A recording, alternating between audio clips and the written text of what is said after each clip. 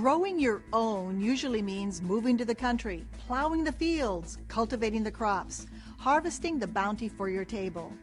But these days, more people are turning to their own backyards to create urban farms. One Southern California family is at the forefront of that movement.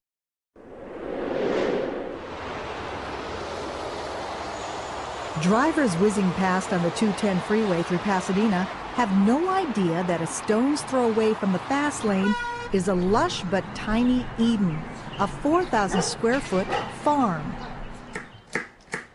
It not only feeds a family, but revolutionizes the idea of what can be done in a very unlikely place, the middle of a city. This is city living, but I brought the country to the city. Rather than have to go out to the country, I just imported it. 63-year-old Jules Dervaes started this backyard farm 10 years ago. It's a deliberate throwback to the storied days of self-reliant rural America. Jules and his children grow almost all the food they need, and everyone pitches in. 5 pounds of grapefruit. His daughters, a niece. We have another guy coming to pick up. And Jordan. Yeah, are you done? Okay. And his son, Justin. Their produce is organic, and their animals are, well, friendlier than average. Say hi. Say hi. We have eight chickens, 4 ducks, and 2 goats. I joke with people. I said I think my animals fit better in a city backyard than a lot of dogs in the neighborhood. The ducks and chickens lay thousands of eggs a year and keep the bugs in check. And they really made the dynamics of the urban homestead much more sustainable. Sustainable and dense.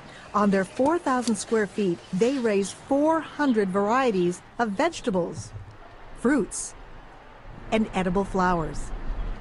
6,000 pounds a year, enough to feed themselves with plenty left over. And with the current passion at high-end restaurants for local pesticide-free produce, chefs are literally beating a path to their door. Hi, how you Hello, doing? good. How are you doing? So we have your order for today. Oh, wonderful. And then I'll get your sorrel here. Stuff is really good. So what are you going to do with the sorrel? I'm going to use it to make a really nice relish with cucumber for a salmon dish. The family makes about $20,000 a year from their front porch sales. They use it to buy the crops they can't grow, like wheat, rice, and oats. I would say at the beginning, I didn't really believe I could do it. I had some doubts because I kept thinking, this place is too small. There's no way that we're going to be able to feed ourselves. Plus, I never thought we could even grow the vegetables for the market. So how did this experiment in independent living begin? It all began 10 years ago when Jules bought some taco shells for dinner. He learned too late that the shells were being recalled because they had been made by mistake with genetically modified corn. When I thought about putting this food in my children's mouth, and they were depending on me to give them good stuff. I mean, they'll take whatever their parent, any child would take what a parent hands them. They'll say it comes from my mom or dad, and I couldn't afford to be in that position of giving them bad stuff. Now, a decade later, this radical foodie has succeeded in going off the grid. He calls his lifestyle the path to freedom.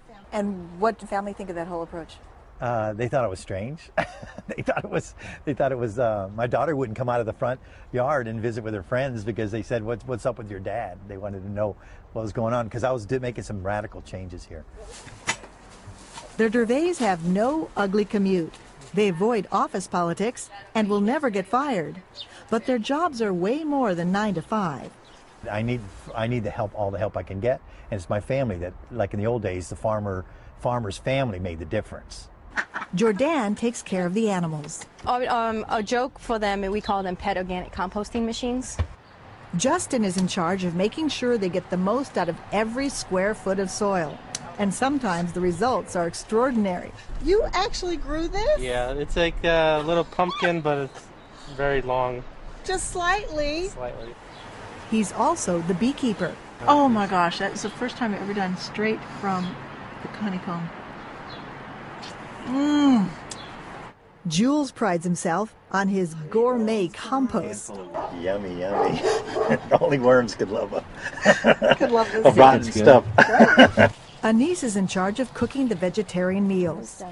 All homegrown, strawberries and edible flowers and salad and beets and carrots.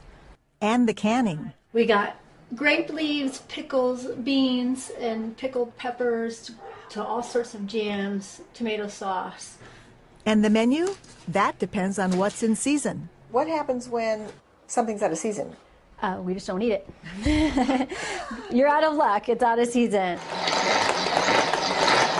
There are no microwave ovens in this kitchen, and no Cuisinarts either.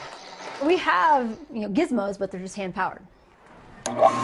What little electricity they use is generated by these solar panels. How much is your electricity bill? Well, it's running about the high as $12 a month. $12 a month for everything here. Yeah. They spend even less on gas. This is their biodiesel brewing station. So this is just used grease from restaurants. Yeah, they use it to fry onion rings, french fries, anything you would fry. And you get it free? Yeah, free and delivered on our doorstep. The gasoline station is self-serve. It hasn't always been easy. Justin remembers the year that frost wiped out a crop. Another year, it was a destructive insect. And recently, they've noticed a new challenge, climate change. We call it the forefront of global weirding because we've been gardening for so long, you can sense things are off. We have this June bug that comes out. It's called June, so it's supposed to come out in June, but it comes out in July and August and September, so something's definitely off. The other challenge is water. Southern California skies don't deliver enough of it. So Jules keeps the water bill down with this ancient form of irrigation. That's a clay pot irrigation. So it's buried under there. It's buried, usually up to the throat here, and then all you do is fill it up, and the water weeps through the poor skin, through the clay, and you get the water where the plants need it at the root zone. Plants take the water as needed. So simple. just so simple. It's 5 o'clock, dinner time, the time when it all pays off. Is it going to be inside or outside? Oh no, it was supposed to be outside. The Dervaes are the ultimate locavores. Their food traveled a whole 100 feet from the field to the table. They all say they love urban homesteading and can't imagine living a typical consumer-driven life. But there's one thing they would like. My plans are to have Homesteadville, which is What's Homesteadville? a village of all homesteads to start with. My family will be there. They'll have their homesteads. Their extended family will be there, and people that want to live this lifestyle will be there. At the end of the day, some not-so-back-to-nature activity. Visits to their websites have grown dramatically. They get about 6 million hits a month from others interested in this grow-it-yourself revolution. Growing food yourself is a dangerous act because you're in danger of becoming free. We're all in the same boat, on the same planet, and there are people now asking deep questions about the future of the planet, and they're willing to do this. They're willing to take a risk. It's a risk that has paid off for Jules and is blazing a trail for others.